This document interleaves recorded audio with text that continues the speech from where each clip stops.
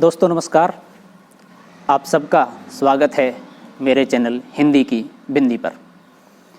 आइए आज कुछ नई चीज़ सीखते हैं हिंदी भाषा, हिंदी साहित्य, हिंदी व्याकरण में।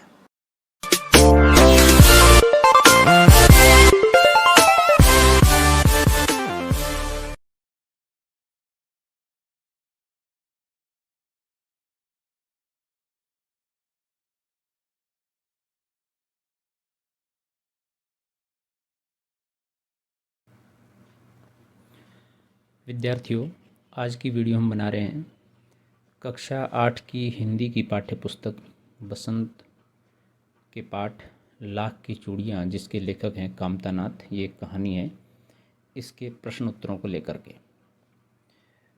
इससे पहले हमने इस पाठ को पूरा वाचन किया है, इसका अर्थ बताया है, भावार्थ, इसकी व्याख्या, इसका विश्लेषण किया है और पाठ के माध्यम से लेखक क्या कहना चाहता है, पाठ में क्या मुख्य बातें हैं, इन सब को लेकर के चर्चा की है। आज की वीडियो में प्रश्न और उत्तरों को लेकर के बात कर रहे हैं।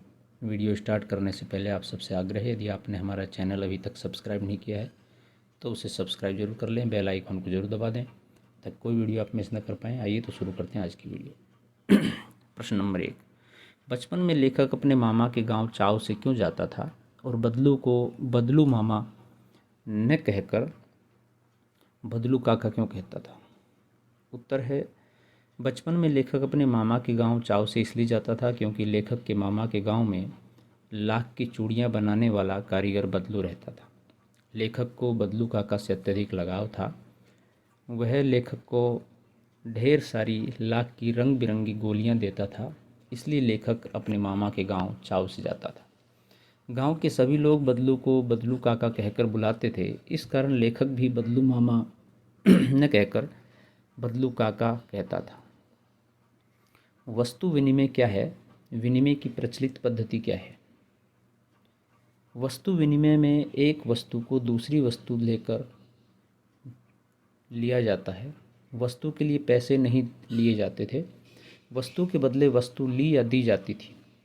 किंतु अब मुद्रा के चलन के कारण वर्तमान परिवेश में वस्तु का लेन देन मुद्रा के द्वारा होता है। विनिमय की प्रचलित पद्धति पैसा है, यानी कि पूर्व समय में होता था, अब चीज़ें बदल गई है। मशीनी युग ने कितने हाथ काट दिए हैं? इस पंक्ति में लेखक ने किस व्यथा की ओर संकेत किया है? उत्तर है, इस पंक्ति में लेखक ने कारीगरों की व्यथा की ओर संकेत किया है कि मशीनों के आगमन के साथ कारीगरों के हाथ से काम धंधा छिन गया, मानो उनके हाथ ही कट गए हों। उन कारीगरों का रोजगार इन पैतृक काम धंधों से ही चलता था, उसके अलावा उन्होंने कभी कुछ सीखा ही नहीं।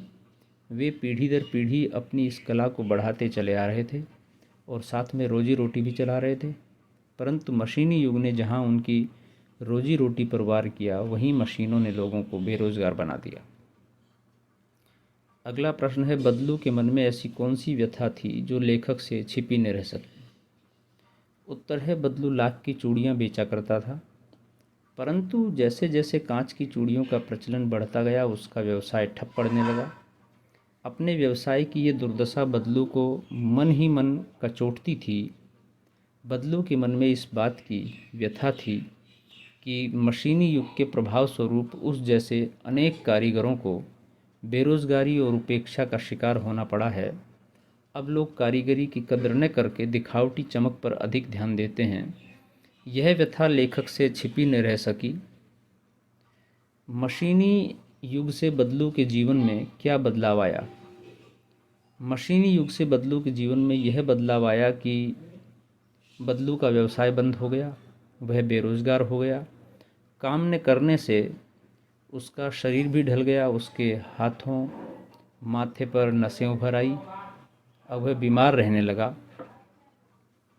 अगला प्रश्न है, लाख की वस्तुओं का निर्माण भारत के किन किन राज्यों में होता है? लाख से चूड़ियों के अतिरिक्त और क्या क्या चीज़ें बनती हैं, ज्ञात कीजिए।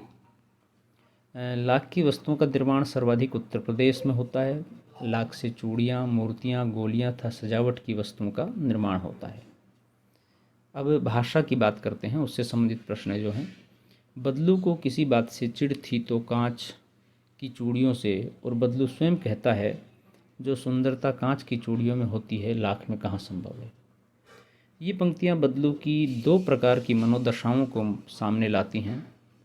दूसरी पंक्ति में उसके मन की पीड़ा है, उसमें व्यंग भी है, हारे हुए मन से या दुखी मन से। व्यंग में बोले गए वाक्यों के अर्थ सामान्य नहीं होते। कुछ व्यंग वाक्यों को ध्यानपूर्वक समझकर एकत्र कीजिए और उनके भीतरी अर्थ की व्याख्या कीजिए। व्यंग, जैसा कि आप जानते हैं कि हमेशा वक्र टेढ़ा चलता है, तीखा होता है, निशाना कहीं पे होता है और वो मारता कहीं और है। व्यंग वाक्य अब पहले जैसी औलाद कहाँ। व्याख्या है, आजकल किसी बुजुर्ग के मुख से आमतौर पर यह सुनने को मिलता है जिसमें उनके हृदय में छिपा दुख और व्यंग देखने को मिलता है। उनका मानना है कि आजकल की संतान बुजुर्गों को अधिक सम्मान नहीं देती है। अगला प्रश्न है, बदलू कहानी की दृष्टि से पात्र है और भाषा की बात व्याकरण की दृष्टि से संज्ञा है। तो किसी भी व्यक्ति, स्थान, वस्तु, विचार अथवा भाव को संज्ञा कहते हैं। संज्ञा को 3 भेदों में बांटा गया है। व्यक्तिवाचक संज्ञा जैसे लला, रज्जो, आम, कांच, गाय इत्यादि। जातिवाचक संज्ञा जैसे चरित्र, स्वभाव, वजन, आकार आदि द्वारा जानी जाने वाली संज्ञा। और भाववाचक संज्ञा जैसे कि सुंदरता, नाजुक, प्रसन्नता इत्यादि, जिसमें कोई व्यक्ति नहीं है और न आकार या वजन परंतु उसका अनुभव होता है।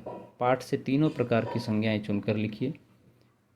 आप स्वयं भी लिख सकते हैं, हम आपको बता देते हैं। व्यक्तिवाचक संज्ञा है जैसे बदलू, बेलन, मछिया, यानी किसी का नाम, वस्तु का, व्यक्ति का, जगह का, स्थान का।